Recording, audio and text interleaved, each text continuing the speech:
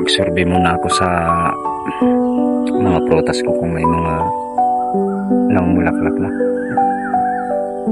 Ito santol. Mayroon na. Kasi ito pa lang ang namumulaklak, yung ibang prutas wala pa. Ito papatay ng guyaba, no? Dahil sa bagyo. Yung mga nyug ko nakunti pa ng bunga. Taghirap talaga. Araw-araw akong umakyat dito sa bundok. Ito ang pangunahing hanap buhay ko. Magtanim ng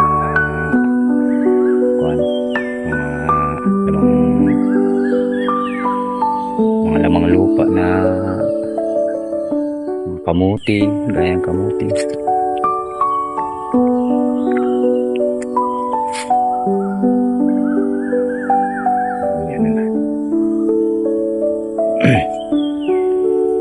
Ito yung guyaban. Maraming palang guyaban. May nakatirang insekto. Wala akong pang spray. Kaya pinapasukan ko na lang yan minsan pagka hindi mo alam. Yan ang dalamdam ko. Ang unang taon 700 kilos isang puno ng dalandan. Ito na-harvest ko kaso maraming bagyong dumaan dito. Natumba ang nyug, nadaganan nyo ang isang bahagi ng sanga ng dalandan. Ito kaya nabawasan. Yan kalamansi yan. Yan yung mga bunga na.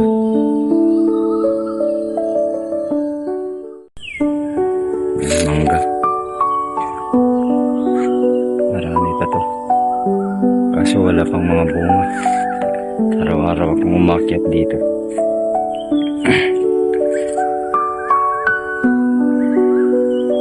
Ito lang ang hanap buhay ko dito sa probinsya. Magtanim.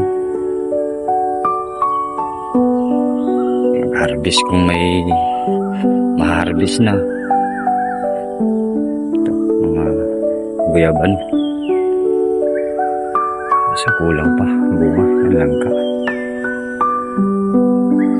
Yan.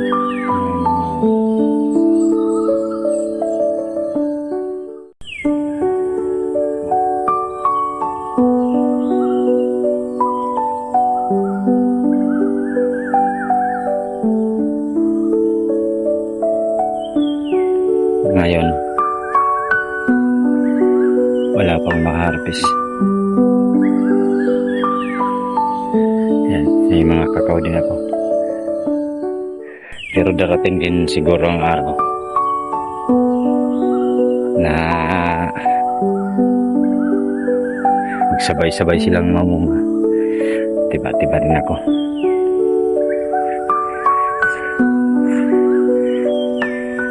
Ito. Magnolia. Magnolia na avocado. Pinakamasarap to. Sinusubukan ko na to. Dati maraming na-harvest ko dito. Unang harvest ko. So ngayon hindi pa lang ano.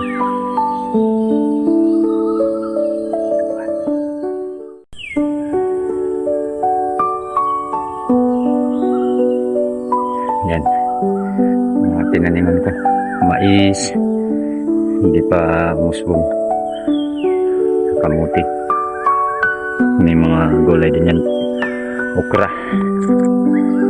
Kaso malayo nga lang. Galing lugar ko sa barangay mga 1 kilometro mahigit. Paakyat. Kaya hinihingal. Araw-araw hinihingal ako. Mag-exercise. Okay na yan kahit mahirap.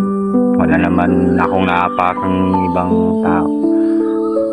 Saka nakakatulong din ako pagka minsan yung mga gulay Siyempre, tao lang tayo. Bigyan natin kung mayroon. Pero kung wala, may bibigay.